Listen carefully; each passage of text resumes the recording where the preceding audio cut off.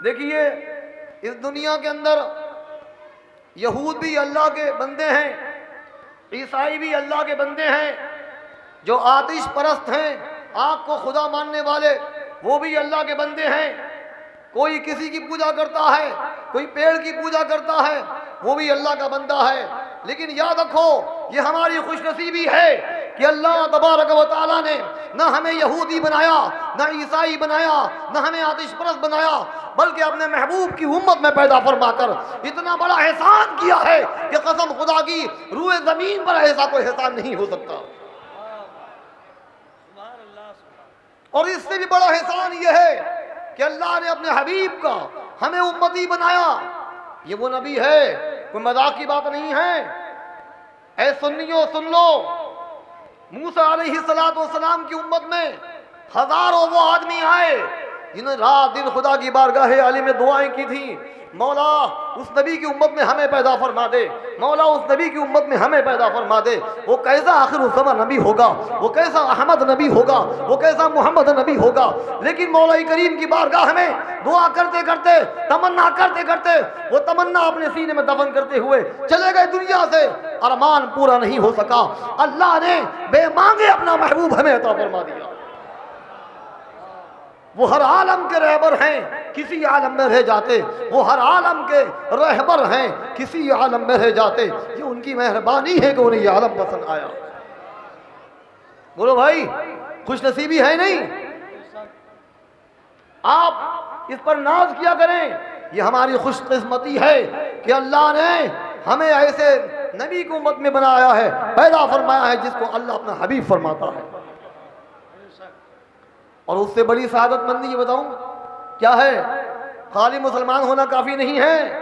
मुसलमान होकर भी आप जानते हो, बड़े बड़े खबीस पढ़े कि मुसलमान तो हैं, कलमा तो पढ़ते हैं, लेकिन ऐसे बदअकीदा हैं। क्या हो रहा है अल्लाह वालों के दरबार में? कौन है ये? क्या है ये?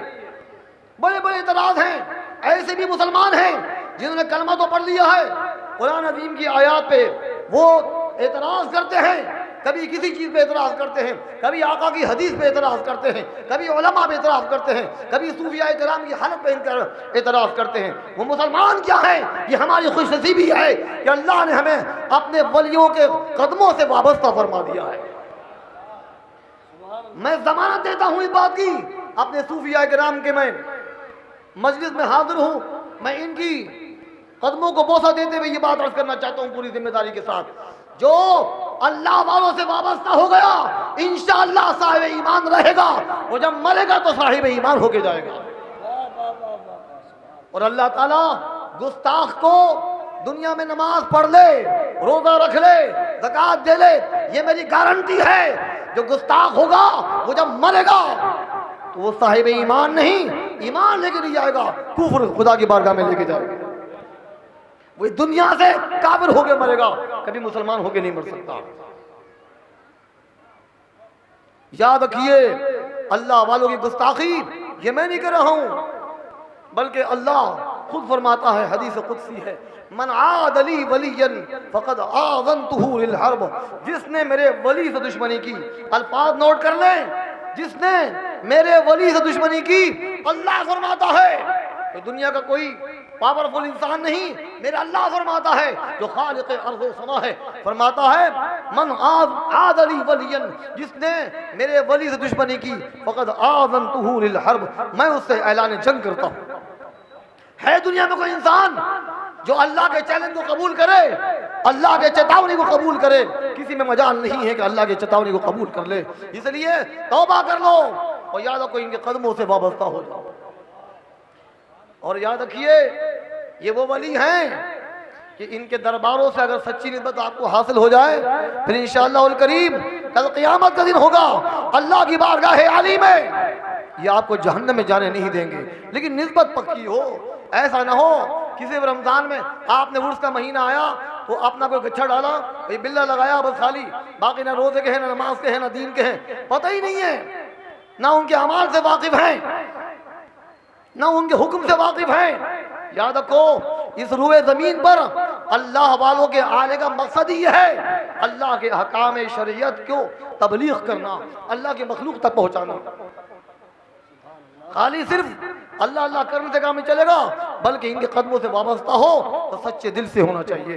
और बाअदब बारसीब और बेअदब बदनसीब, बाअदब इनके दरबार में हाजिर हो जाओ, इंशाअल्लाह ईमान को झिला मिलेगी आपके।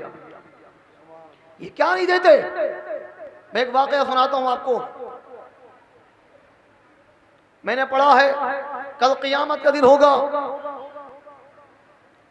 तमाम जानवर, जितने भी जानवर हैं, सारे जानवरों को अल्लाह ताला मट्टी बना देगा, सब मट्टी बन जाएंगे।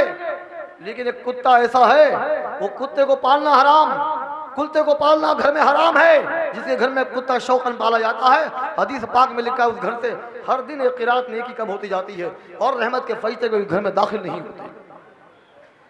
लेकिन अस्हाबे कहफ का कुत्ता, जिसका कुरान अज़ीम में जिक्र है, अल्लाह ताला फरमाता है 15वें पारे में, वकल्बुहुम बासितुन ज़िराइहि बिल वसीद, वो आज भी गार में ऐसी टांगे फैलाए हुआ लेटा हुआ है और ऐसी कर बेटे लेता है अस्हाबे कहफ के साथ। आपको वाकया पता है, आपने एक बादशाह का नाम सुना होगा, दकियानूस। ये इतना बड़ा पेट था इसका। लिखा यह है कि जब ये कभी बैतुल खला में जाता तो ये आप 10 लेने के लिए इसका हाथ नहीं पहुंचता, तो वो काम करने के लिए भी नौकर लगे थे। इसको इस कमबख्त के दिमाग में खुजली हुई, शैतान ने चढ़ा दिया इसको। इसने एक दिन एक ऐलान आम किया अपने मुल्क के अंदर कि मैं खुदा हूं और आज के बाद मेरे मुल्क वाले जितने भी हैं, मेरी रियाया, मेरे प्रजा मुझे सजदा करें। अब जो दुनिया परस्त थे, उन्हें क्या मालूम अल्लाह कौन होता है। उन्होंने मान लिया कि हाँ ठीक है बादशाह, आप हमारे खुदा हैं, आप हमारे भगवान हैं, हम ही आपको सजदा करेंगे। लेकिन इसी बादशाह के दरबार में कुछ ऐसे भी लोग थे जिनके दिल में अल्लाह की मोहब्बत थी, वो अल्लाह के अलावा किसी को माबूद मानने को तैयार नहीं थे। उन्होंने बादशाह से अर्ज किया, ए बादशाह, थोड़े हमें मोहलत दो, हमें मोहलत दो। और आपस में मीटिंग की, बताओ बादशाह को सजदा करोगे? बोले नहीं। सवाल ही पैदा नहीं होता। हमारा खुदा वो है जिसने आसमानों को पैदा किया है, जिसने जमीन को पैदा किया है, जो हमारी जानों का मालिक है, हमारी रूह का मालिक है, हम उसे सजदा करेंगे, इसे सजदा करेंगे, इस कमबख्त को? ये हमारा माबूद हो सकता है किसी हाल में? सवाल ही पैदा नहीं होता इसे सजदा करें। लिहाजा बादशाह के दरबार में ये पहुंचे और यमलीखा जो सबके सरदार थे, इन्होंने दकियानूस बादशाह से कहा, अरे बादशाह, हमें मोहलत दी जाए एक रात के लिए, कल हम आपके दरबार में आने के बाद जो भी मशवरा होगा हम बता देंगे। यमलीखा अपने साथियों के साथ एक बंद मकान में गए और जाके मीटिंग की, मुशावरत मजलिस कायम की कि ये बताओ दोस्तों, क्या बादशाह को सजदा करोगे? बोले गर्दनें कट जाएं, कुछ भी हो जाए, हम ऐसा नहीं कर सकते। हम अपने ईमान को बचाएंगे, अपना खानदान, अपना शहर, अपना मुल्क, सब कुछ छोड़ना पड़ जाए, छोड़ने को तैयार है, अपने ईमान को बचाएंगे। यह है ईमान से मोहब्बत, हम सब कुछ छोड़ने को तैयार हैं, लेकिन अपने ईमान का आँच नहीं आने देंगे।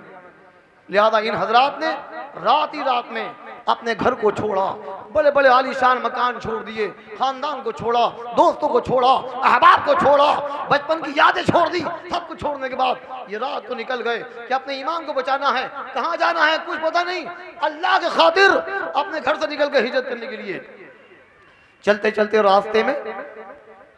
रास्ते में एक चरवाहा मिला।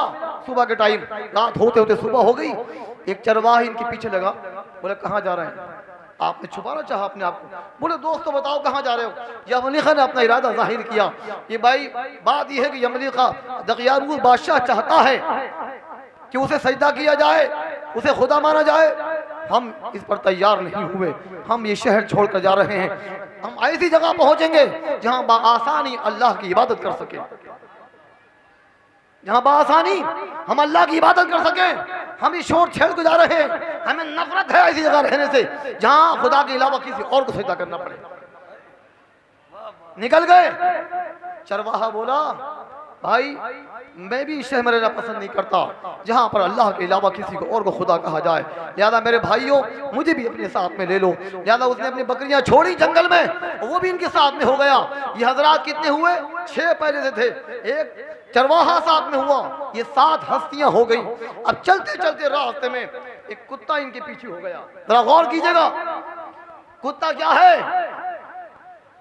ये रजील मखलूक है, लेकिन कुत्ते के दिल में देखिए दीन की मोहब्बत, अल्लाह की मोहब्बत, अल्लाह वालों की मोहब्बत कैसी थी, ये साथ साथ में हो लिया। या मलीका ने सोचा भाई ये कुत्ता हमारे पीछे क्यों आ रहा है, आपने डांट कर आगे निकल गए, कुत्ता थोड़ा दूर गया, फिर आगे पीछे पीछे।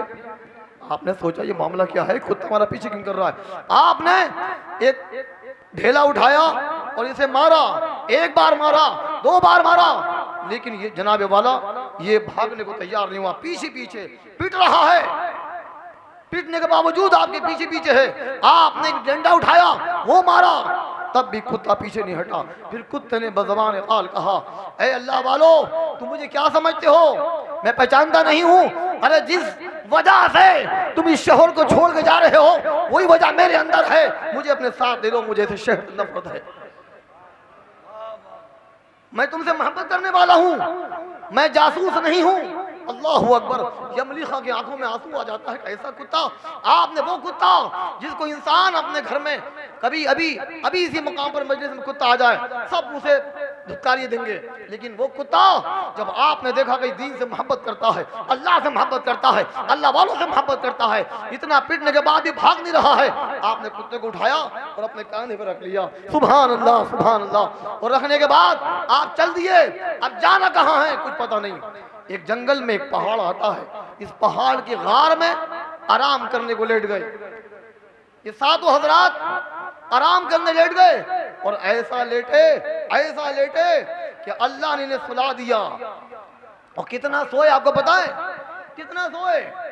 लोग कहते ना अल्लाह वाले मर के मिट्टी में मिल गए, अरे तो मिट्टी की बात करो, ये उसी गार में सोते रहे।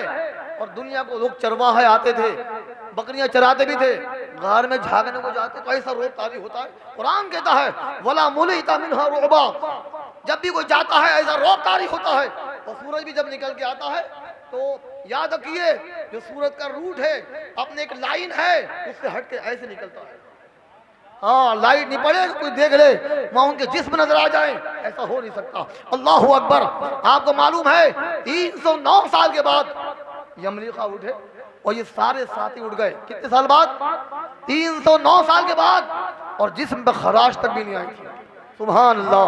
जरा गौर करें, ये अल्लाह वाले हैं, मट्टी इनके जिस्म को नहीं खाती। एक बीमार आदमी मट्टी पे लेट जाए उसका जिस्म गल जाएगा। 309 साल के बाद बिस्तर नहीं थे, खाली मट्टी पे लेटे हुए थे। और जब उठने के बाद बोले भाई ये मामला क्या है, हम कब लेटे थे, इस गार में कब आए थे हम। कोई एक ने कहा भाई आज दोपहर हो गया हमें। दूसरे बोले नहीं यार हमें एक दिन हुआ है। किसी ने कहा नहीं यार ये कल के हम आए हुए हैं। लेकिन यमलीखा ने कहा ये अपने बाल देखो, ये हाथ नाखून देखो, ऐसा लगता है मामला कुछ और है, मामला कुछ और है। इस बात पे बाद में गौर करेंगे, कुछ मुअम्मा है, नजर नहीं आ रहा है, हमें मालूम नहीं हो रहा है कि बात क्या है। भूख लग रही है, जाओ खाना लेकर आओ। लिहाजा और साथियों ने यमलीखा को भेज दिया कि खाना लेके आओ और खबरदार किसी को ये पता न लगे, किसी को ये पता न लगे कि इस गार में हम सो रहे हैं। अगर बादशाह को मालूम हो गया तो मामला खराब हो जाएगा और हमारी पकड़ हो जाएगी। लेकिन अल्लाह अकबर, गौर करने की बात है, जब यमलीखा गार से बाहर निकल के आए तो देखा तो वहां सूखा पड़ा था। लेकिन जब आज बाहर निकल के आए तो अल्हम्दुलिल्लाह हरा भरा है। और जब आप रोड पर निकल के आते हैं वहां ला लिख जगह जगह बोर्ड बने हुए हैं और लिखा हुआ है ला इलाहा इल्लल्लाह, नहीं ला इलाहा इल्लल्लाह, ला इलाहा इल्लल्लाह ईसा रूहुल्लाह। उस दौर का कलमा क्या था? ला इलाहा इल्लल्लाह ईसा रूहुल्लाह। अब यमलीखा ताज्जुब में पड़ गई, अल्लाह हम कल ही गए तो देखा यहाँ तो कुछ भी नहीं था, हर जगह कुफ्र कुफ्र था। इस वक्त इस मुल्क के अंदर कोई अल्लाह का नाम लेने वाला मौजूद नहीं था। आज क्या हो रहा है, हर जगह दीवारों पे लिखा हुआ है ला इलाहा इल्लल्लाह ईसा रूहुल्लाह है। यहाँ तो ईसा के मानने वाले मुसलमान नजर आ रहे हैं, ईसाई नजर आ रहे हैं। ये मामला क्या है? अल्लाह अकबर। मालूम क्या हुआ, जब आप एक होटल में गए और आपने खुफिया तरीके से अपना वो अशरफी दी कि भाई मुझे खाना दे दो, होटल वाले ने कहा भाई ये अशरफी कब के लेके आओ, ये कब की है, कहाँ से लेके आए हो, तुम कौन हो? उसने फौरन कोतवाल को बुला के उसे पेश कर दी।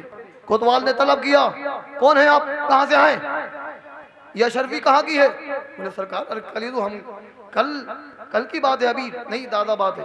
बोले नहीं, जिस बादशाह की बात कर रहे हो वो 309 साल गुजर गए, सदियां गुजर चुकी हैं, बादशाहतें कितनी खत्म हो गई हैं, तुम अभी की बात कर रहे हो? तुम कोई चोर नजर आते हो। अल्लाह अकबर। यमलीखा परेशान हो गए, भाई मामला क्या है। जितना मुझसे मेरे साथियों ने कहा था कि किसी को बताना मती, वलियतलत्तफ, नरमी इख्तियार करना, और किसी को पता ना चले, लेकिन सारा रात मामला खराब हो गया। अब ये